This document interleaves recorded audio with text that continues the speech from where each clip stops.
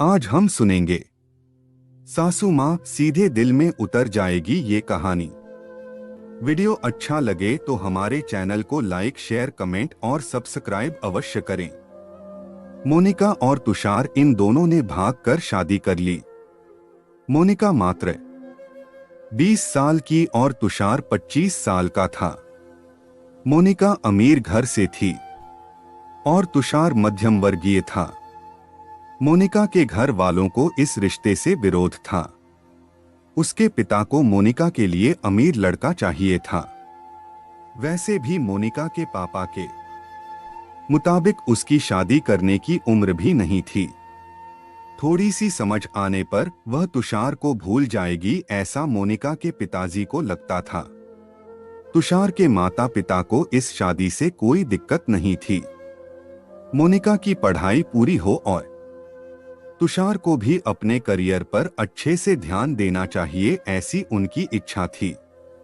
बाद में वक्त आने पर वह मोनिका के माँ पापा से बात करेंगे, ऐसा उन्होंने तुषार को बोला था। एक बार मोनिका और तुषार को बाहर घूमते हुए मोनिका के भाई ने उन्हें देख लिया। मोनिका को जबरदस्ती से घर लेकर गया। उसके घर एक ही तमाशा होने लगा। उन्होंने मोनिका का घर के बाहर जाना बंद करवा दिया। लास्ट में संधि देखकर उन दोनों ने भागकर शादी कर ली। मोनिका के घरवालों ने उससे सारे रिश्ते तोड़ दिए। तुम कभी भी खुश नहीं रहोगी, ऐसी उसे बद्दुआ दी। तुषार के घर वालों को उनका विरोध नहीं था, पर उन दोनों ने लिया हुआ निर्णय उसके माँ पापा को पसंद नहीं आया। हमें एक बार बताया तो होता, हम कोई न कोई मदद कर सकते थे। हम मोनिका के घर वालों से इस बारे में बात करते, ऐसे तुषार को उन्होंने कहा। पर अब जो हुआ सो हुआ। उन्होंने मोनिका को बहू के रूप में स्वीकार किया। मोनिका और तुषार को लेकर वह मोनिका के मायके में भी गए, पर मोनिका के पापा अड़े हुए थे। उनको मोनिका का चेहरा देखना भी पसंद नहीं था। पापा के खिलाफ जाने में मां की हिम्मत नहीं हो रही थी। मोनिका के लिए अब मायका पूरी तरह से छूट गया था। धीरे धीरे मोनिका का तुषार के घर में मन लगने लगा। अब अपना जो कुछ भी है वह यहाँ पर ही है, यह उसे समझ आ गया। मोनिका बड़े लाड प्यार से बड़ी हुई है, उसे कोई भी काम की आदत नहीं थी।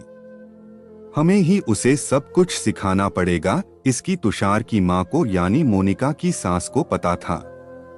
सब कुछ अच्छा चल रहा था, पर नीति के मन में कुछ अलग ही चल रहा था। उनकी शादी को जैसे तैसे 1 साल हुआ था और एक एक्सीडेंट में तुषार दुनिया छोड़कर चला गया। सभी पर दुख का पहाड़ टूट पड़ा। ऐन जवानी में अपने बेटे की मृत्यु होने के कारण तुषार के पापा को जबरदस्त मानसिक धक्का लगा। मोनिका भी पूरी तरह से टूट गई थी। अभी तो उनकी गृहस्थी शुरू ही हुई थी। मोनिका के मायके वालों को भी यह बात मालूम पड़ी, तब भी मोनिका के मायके वाले कोई भी नहीं आए। तुषार की मां इन सब में धैर्य से बर्ताव कर रही थी। तुषार के अंतिम संस्कार का कार्य निपटाकर उन्होंने मोनिका को उसके मायके छोड़ आने का निर्णय पक्का किया। मोनिका उसके मायके जाने के लिए तैयार नहीं थी। उन्होंने मोनिका को बहुत समझाने की कोशिश की।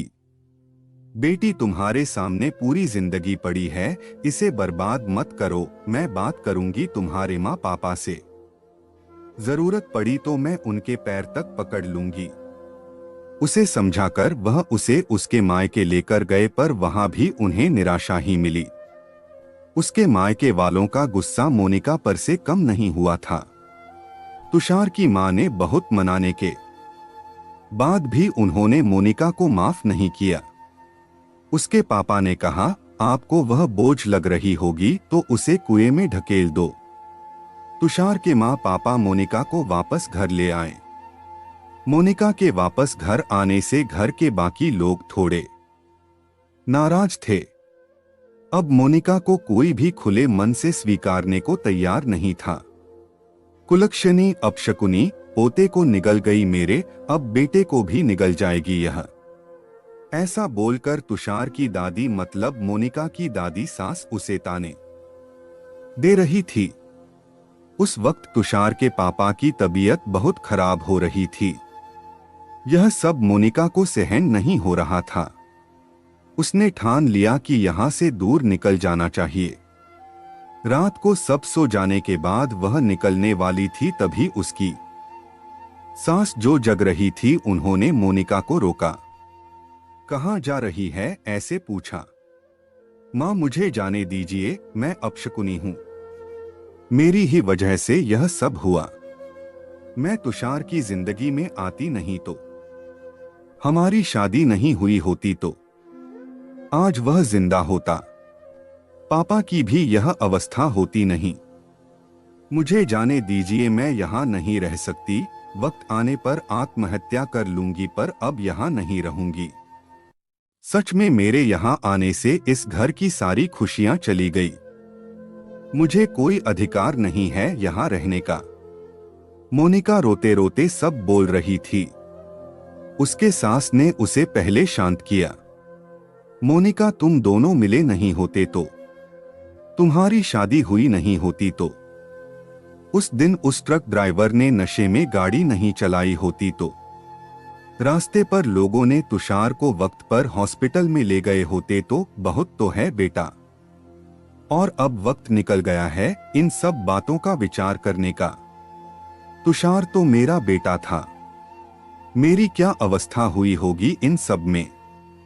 एक बार तो विचार किया क्या तुमने? वह तो चला गया और अब तुम भी छोड़कर चली जाओगी मुझे। मोनिका, तुम मुझ पर बोझ थी, इसलिए मैं तुम्हें तुम्हारे मायके छोड़ने नहीं गई थी। तुम्हारे सामने पूरी जिंदगी है। किसी के चले जाने से हम जीना तो नहीं छोड़ सकते। यहां से ज्यादा तुम वहां पर खुश रहोगी, क्योंकि यहां तुषार की यादें तुम्हें हमेशा दुख देगी, ऐसे में सोचती थी।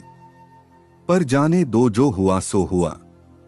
अब तुम तुम्हारी पढ़ाई पूरी करोगी, मैं हूं तुम्हारे साथ। और इनकी चिंता करने के लिए मैं हूं, ना सिर्फ तुम्हारा साथ चाहिए मुझे बेटा इस सब में।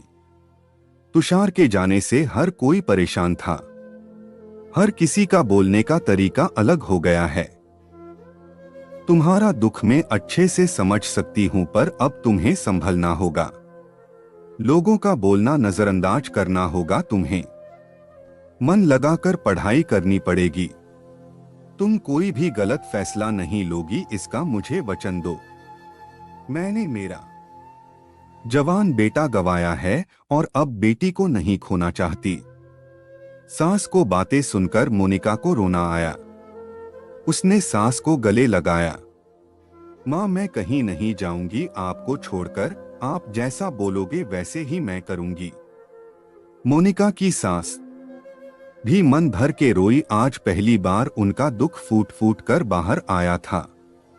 आगे मोनिका ने मन लगाकर पढ़ाई की बहू नहीं, वह उस घर की बेटी बनी। बहुत सारे ताने, बुरी बातें सुने उसने।